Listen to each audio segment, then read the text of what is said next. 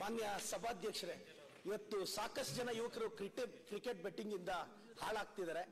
Middle class ಹುಡುಗರು ಇವತ್ತು ಅದಕ್ಕೆ ಸ್ಪಾಯಿಲ್ ಆಗ್ತಿರೋದು. ದಯವಿಟ್ಟು ಇದ್ರ ಬಗ್ಗೆ ಕಠಿಣ ಕಾನೂನು ಕ್ರಮ ಜರುಗಿಸಬೇಕು. ಆದಷ್ಟು ಶೀಘ್ರನೇ ಒಂದು ಸ್ಕ್ವಾಡ್ ನ ಎಲ್ಲರೂ ಸಹಕಾರದೊಂದಿಗೆ ಮಾಡಬೇಕು. ಸಾವಿರಾರು ಕುಟುಂಬಗಳು ಇದರಿಂದ ಸ್ಪಾಯಿಲ್ ಆಗ್ತಿದೆ. ದಯವಿಟ್ಟು ಇದಕ್ಕೆ ನಮ್ಮ ಸರ್ಕಾರ ಆದಷ್ಟು ಬೇಗ ಕ್ರಮ ತೆಗೆದುಕೊಳ್ಳುತ್ತೆ ಅಂತ ಆಶಿಸ್ತೇನೆ. ಸಭಾಧ್ಯಕ್ಷರೇ, ಅಧ್ಯಕ್ಷರೇ, ಇವತ್ತು ಆತ್ಮೀಯ ಸಹೋದರ ಕಾಂಗ್ರೆಸ್ಸಿನ ಒಬ್ಬ ಸದಸ್ಯರು 2 ನಿಮಿಷ ತಾವು ಮಾತಾಡುತ್ತಾರೆ. ಕ್ರಿಕೆಟ್ ಬೆಟ್ಟಿಂಗ್ ಬಗ್ಗೆ ಗಮನವನ್ನು ಸೆಳೆದಿದ್ದಾರೆ. ಹೃದಯಪೂರ್ವಕ ಧನ್ಯವಾದಗಳನ್ನು ಅವ್ರಿಗೆ ತಿಳಿಸ್ತೇನೆ. ಅಧ್ಯಕ್ಷರೇ, ಇವತ್ತು ಈ ರಾಜ್ಯದಲ್ಲಿ ಅತ್ಯಂತ ಅಪಾಯಕಾರಿ ಯಾವುದರೇ ಒಂದು ವಿಷಯ ಅದ ಅಂದ್ರೆ ಅದು ಕ್ರಿಕೆಟ್ ಬೆಟ್ಟಿಂಗ್ ಮತ್ತು ಮೊಬೈಲ್ ರಮ್ಮಿ. ಅಧ್ಯಕ್ಷರೇ, ಈ ಎರಡೂ ವಿಷಯಗಳು ದಯಮಾಡಿ ಅಧ್ಯಕ್ಷರೇ ತಾವು ನನ್ನ ಕಡೆ ಕೈ ಮುಗಿತೀನಿ ಗಮನ ಕೊಡಬೇಕು. ಅದು ಆಮೇಲೆ ತಾವು ನೋಡ್ರಿ ಸರಿ ಅಧ್ಯಕ್ಷರೇ. ಯಾಕಂದ್ರೆ ಅಷ್ಟು ಗಂಭೀರವಾದಂತಹ ವಿಷಯ ಇದು. ಅದನ್ನ ಕಾರಣಕ್ಕೆ ನಾನು ತಮ್ಮ ವಿನಂತಿಯನ್ನ ಮಾಡ್ತಾ ಇದ್ದೀನಿ ಅಧ್ಯಕ್ಷರೇ.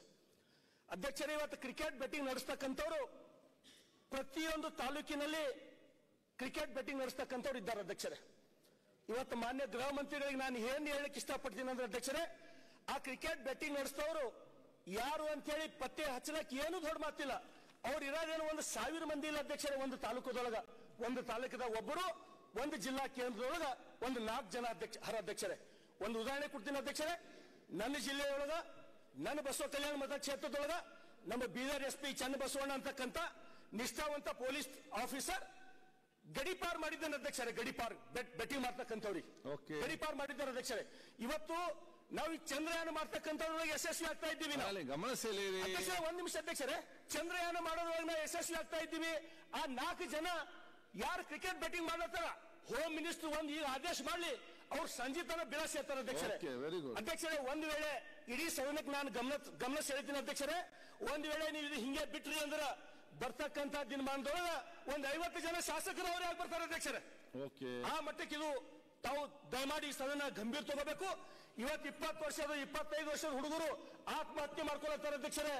ಸಾವಿರಾರು ಜನ ಆಸ್ತಿ ಕಳ್ಕೊಳತ್ತಾರೆ ಅಧ್ಯಕ್ಷರೇ. ಆ ಹುಡುಗರಿಗೆ ಕಳ್ಕೊಂಡಂತ ಪೋಷಕರು, ಪಾಲಕರು ಕೊರಗಿ ಸಾಲತ್ತಾರೆ ಅಧ್ಯಕ್ಷರೇ. ಅದಕ್ಕೆ ದಯಮಾಡಿ ನಾನು ವಿನಂತಿಯನ್ನು ಮಾಡ್ತೀನಿ.